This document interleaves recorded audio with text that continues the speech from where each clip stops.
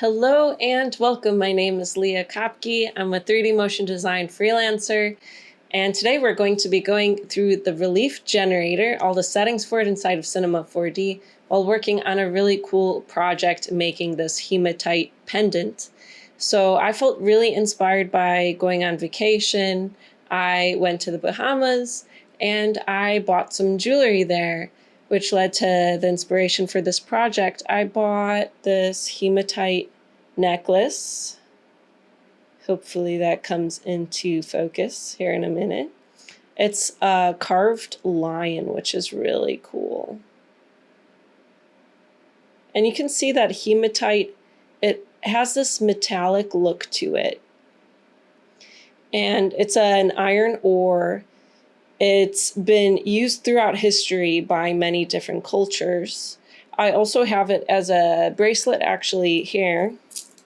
I got this before I went on vacation. I like collecting rocks and learning about the history of them. I got this necklace on vacation, also made from hematite. So we're going to be making this really cool pendant here using the relief object, and I'll walk you through all the settings for it as well. I had created these roses inside of Illustrator, and you can see an example of them here. They were inspired by a little bit of the idea behind hematite being protective. So roses are really interesting because on one hand they symbolize love and they're very soft with their petals, but then they also have thorns, and those are symbolic of protection. So I thought that really ties together nicely with hematite. It has a long history of being used for medieval armor. In Europe, it was used by soldiers, Roman soldiers. They believed that it gave strength of mind and body before going into battle, so they'd wear it. The Egyptians used it as well. They added hematite amulets to tombs. It was used by Native Americans.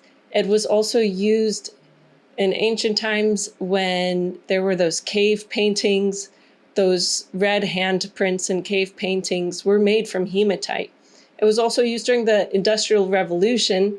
We have skyscrapers today, and you can thank hematite for that as well. It's an iron ore. It was used a lot to create all kinds of things. And funny enough, it was also used for lipstick and mirrors because of it's very shiny, but before it's polished, it's very red.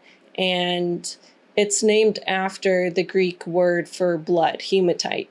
So it's also used to create red paint and lipstick and things like that. So you can find it all over the place. It has a very long history, very interesting. I'd suggest checking it out if you find things like this interesting like me. And let's go ahead and get started and jump into Cinema 4D.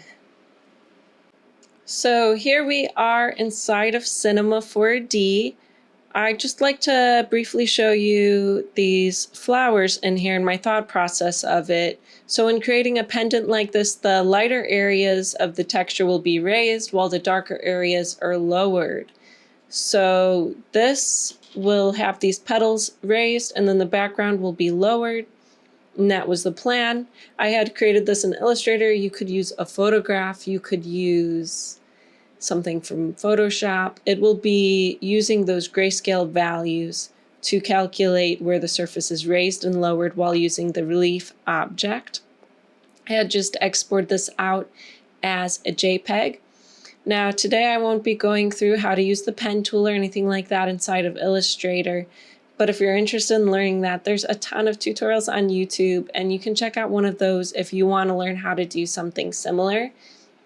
I had created these roses based on a photograph and really enjoyed it. I'll go ahead and close out of this here so that we can focus on working inside of Cinema 4D. Now there are a few places where you can find this tool. If you hold to click on subdivision surface, you'll see you can find your relief object right here. You can also find it under Create, Generator, Relief. It's right over there. You could also use Shift-C as usual and search for it and find Relief. And there's our relief generator. I went ahead and export this out, and you can actually drag and drop a texture you have into your relief object where it says texture. So I'm going to drag and drop this relief, Rose Relief 2, right into here. This image is not a project in the search path. Do you want to create a copy? I'm just going to say no. And we have this, and it doesn't look very nice, but we're going to work on it and it'll be okay. If I turn on the garage shading lines, you can see that it just doesn't have the polygon count to look very nice right now. But we're going to correct that again. Underneath the texture, you'll see you have different size. This is your X dimension, Y, and Z. So 236 inches is way too large for a pendant of any kind. You can work in centimeters or any other unit you'd like. I'm going to adjust this to say 3 inches. I'm going to hit the tab key to enter in 0.1 for the height, and I'll add in 3 for Z. Now I can zoom in. You can see that this is much more size appropriate for a pendant. We're going to need more width and height segments and depth segments, as here. Right now we have 100. I'm going to add in 600 by 600. And now you can see this is pretty dense, but now we're getting back that detail here, which is nice. If I turn off the lines and just choose garage shading, you can see that this is much clearer now. We can see the roses better. You can see that those darker parts are lowered and the lighter petals are raised. So we're getting that 3D effect. It makes it look like a relief, thus the name of the tool. Now we need this to be a pendant, and right now it's just a surface. It's not a closed form or anything like that. So I will use the Boolean tool for that. I have another episode on the Boolean tool, and I'll leave a link to that. We're also going to be using the Remesh tool, and I'll leave a link to the tutorial covering all the settings for those. So I have separate episodes that cover all the settings for those two, but we will be using them here. I just won't be going super in depth since many of you have already seen those episodes. I'll go ahead and add in the Remesh tool first. And before I drop the relief into the remesh, I'd actually like to adjust some of the settings in here so that it just speeds things up and we don't have to wait for the remesh to calculate multiple times each time I adjust a setting. So for our mesh density, I'm going to try 30%. I'm using the Z remesher, and if I choose 30%, it will have 30% of the polygons we started off with. If I adjust this adaptiveness, we're going to prioritize having polygons near curved surfaces rather than flat surfaces because you need more polygons around curves to get those nice details. So now that we have all of this, I suggest you hit save before dropping your relief into your remesh. So I'm going to go ahead and save this as relief rose tutorial. I'm just gonna overwrite the, well, actually I'll just name this 2. Then we'll have 2 of them. I made some practice rounds of this before doing it here. Wait for this to save.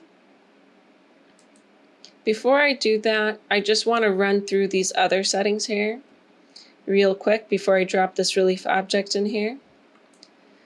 So this bottom level, if I increase this, it'll start lowering more and more of that surface based on the grayscale values. If I adjust this top level, it'll start raising up the surface based on those grayscale values of the image.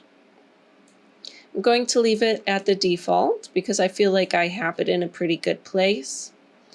You also can adjust the orientation. This is positive X, negative X, positive Y, positive Z, negative Z. I'm going to leave it on the default of positive Y. You can click the spherical button and it will make a sphere from your relief. So you can see we have our flowers there. That's a really fun one actually.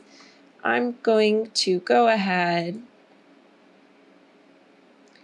and go under our filter and turn off the work plane so that we can see this a little bit clearer. You can see those flowers on there. This is actually a really nice way to create beads if you're creating 3D beads for something. I'm going to turn off the spherical because right now we're just making a flat pendant and we want it to lay nicely. Now that we've gone through all those settings and you're an expert on the relief, we can go ahead and drop this within our remesh. It'll start calculating. Here at the lower left, you'll see this bar is filling up, and once it's done, it'll be done processing. The more polygons you have, the longer this will take to do. I'm also recording at the same time I'm doing this, so my computer is just going to run a little bit slower because it's doing so much work behind the scenes. So here we are, just done calculating. And if I turn back on my lines under Display Garage Shading Lines, you can see that it really did reduce the number of polygons. It's a lot better. This is a better form to work with. So I'm going to go ahead and move forward with this. Now, I don't want to deal with this recalculating all the time, so I'm actually going to right-click on the remesh, and I'm going to go down to Current State to Object. It will make an editable copy of our object, so it'll make a duplicate, and here's our duplicate. I'm going to name this Pendant Lower Poly. And I'll just go ahead and turn off these so that they're no longer calculating in the background, and we have our copy. We're also going to need a cylinder. And this cylinder will need a radius of 1.5, just about. We can adjust it a little bit more later. And I'm going to increase the rotation segments to something like 50 so that it's nice and rounded. You can increase this further if you want extra detail. We'll go with 80 for right now. And now we have these objects here, but we need to use the Boolean. So I'll go ahead and hold a click here, find our Boolean. This is the new Boolean, not the old bool object. And I'll grab our cylinder, drop it within the Boolean. I'll add the lower poly pendant and drop this within the Boolean. Now I'm going to click on the Boolean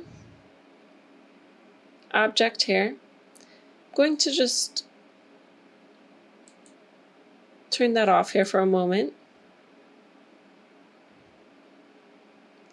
And I'll adjust it from union to intersect. Sometimes it helps to reduce the radius just a little bit, so I'm holding Alt while clicking on this left arrow. And here you can see it recalculated.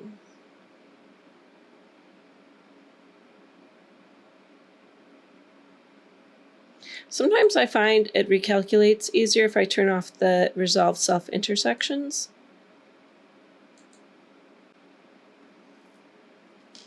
Like here you can see we're having some issues, so I turn that off.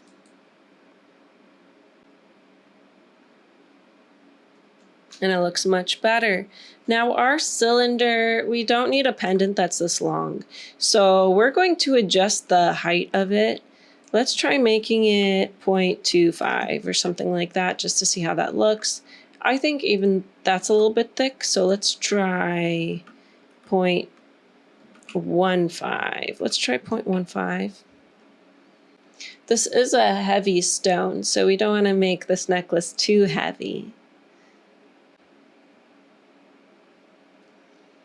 Once you can see this clipping like that, that means that we just need to move up the cylinder a little bit. That's not tall enough. I'm going to hold down Alt and click this right arrow here so that we move it up slightly.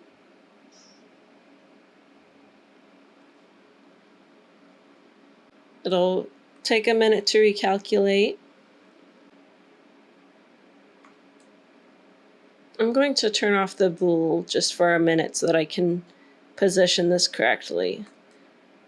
The important thing is to have this not be too thick, but it still needs to be above the highest points of this relief. So I'll try this one more time.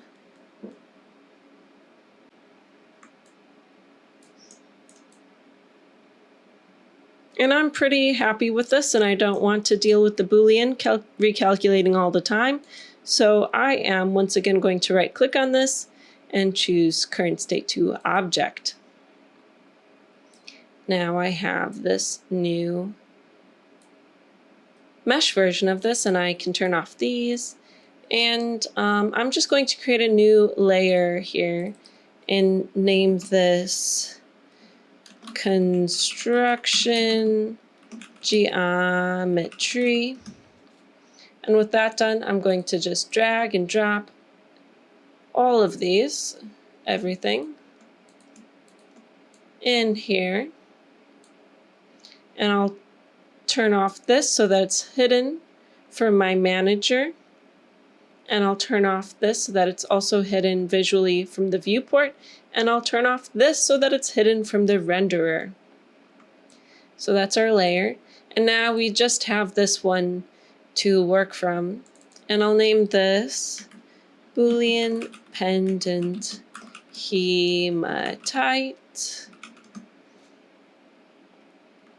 And you can see that this isn't the cleanest geometry, so we're going to use another remesh to clean this up a little bit further. Under our attributes,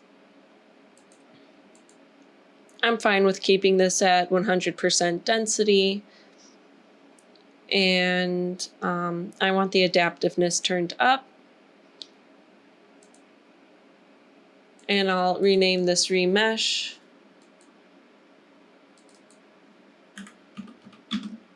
Pendant Hematite for Boolean. And I'll just drag and drop this guy in here.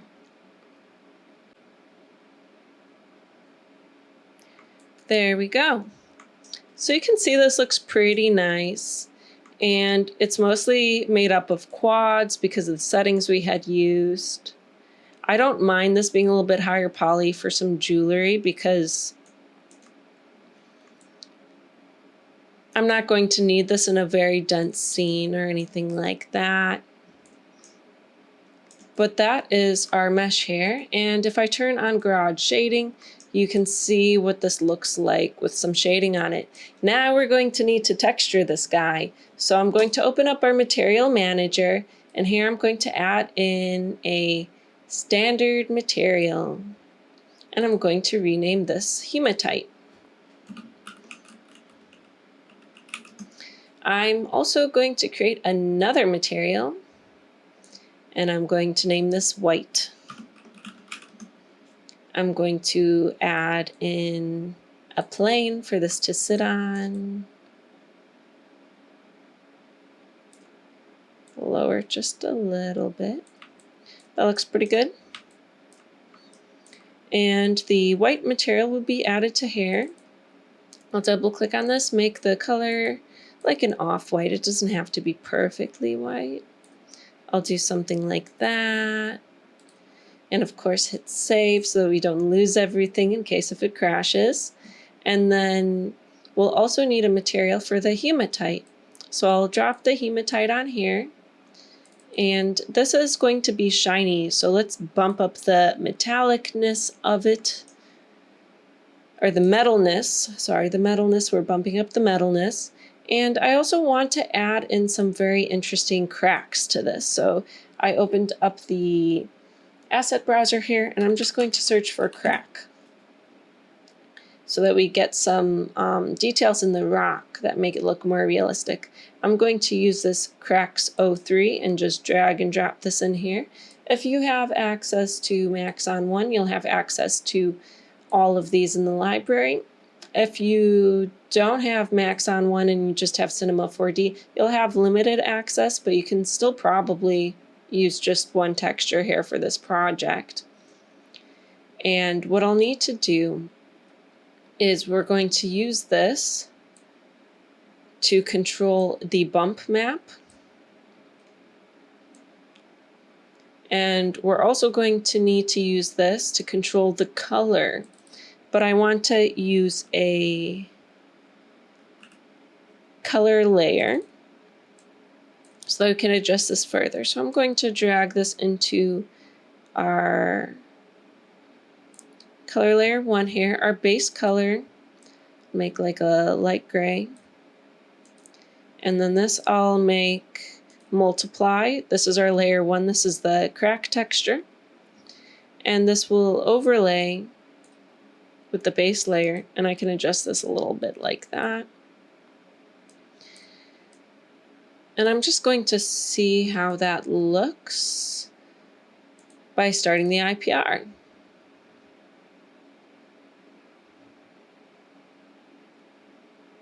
So this is very dark. We don't have any lights in our scene. So let's go ahead and add in a lovely dome light here. And we can add in an HDRI to our dome light. So I'm back here in the asset browser, HDRI. I'm going to use this HDRI. I want to make sure that I'm dropping it in the right place though. So we're going to place it right here. So drag and drop. Now you can see it looks a little bit better. Hematite is a little bit darker than this, so we'll need to adjust that. But I want to bump up the intensity of this just a little bit. And then we can use the R hotkey to rotate the light around. Find a perspective that we like. That looks nice. And if we need this material to look a little bit darker, I can adjust this base gray to be a little bit darker. Oh, I need to plug this into the color. That's why it wasn't looking dark enough. Now it's too dark. So I'm using my necklace as a reference for how dark to make this.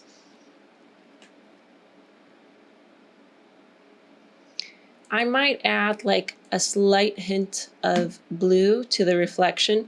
So I'm going to go back into the hematite here. Click on here. For a reflection color, I'm just going to move this bar a little bit over here to the blue.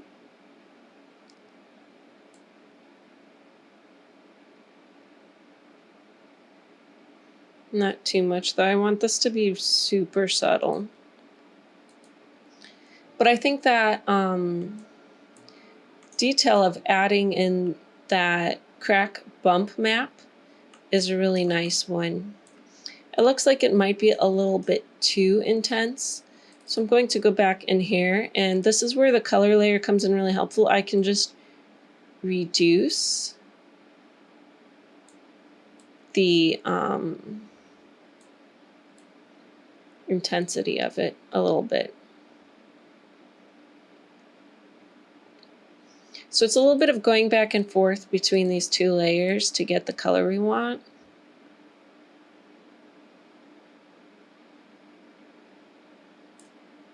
And the effect we want.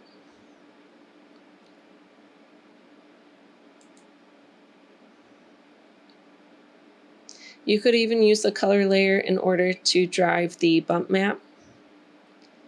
But I think that's a little too subtle in there.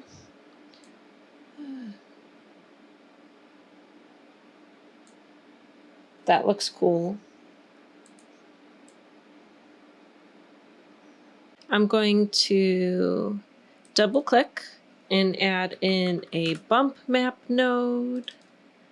And then once I do that, I can go ahead and drag and drop this into the input and make the bump map the output.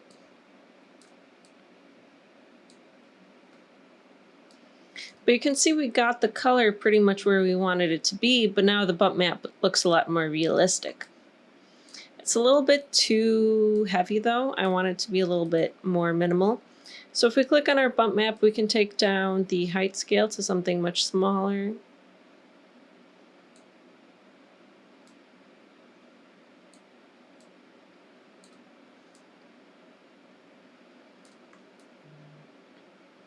And I'd like there to be some more reflections happening, so I'm just going to bump up the intensity a little bit.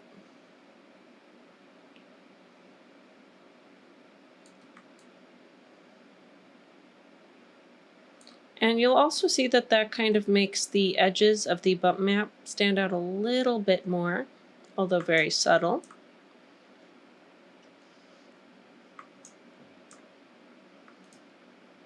And that just gives it a little bit more realism.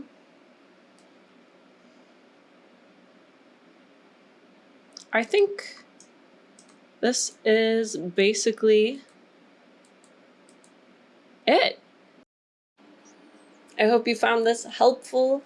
And if you'd like to learn more tools inside of Cinema 4D, we go through all the settings for them so that you feel like an expert and like you can make your own creative ideas, know exactly where to go to make them. So if you're interested in more of that, you can hit subscribe and the bell to be notified when the next episodes come out.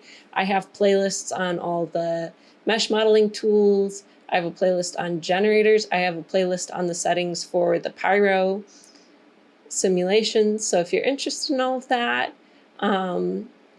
you can check them out on my YouTube channel.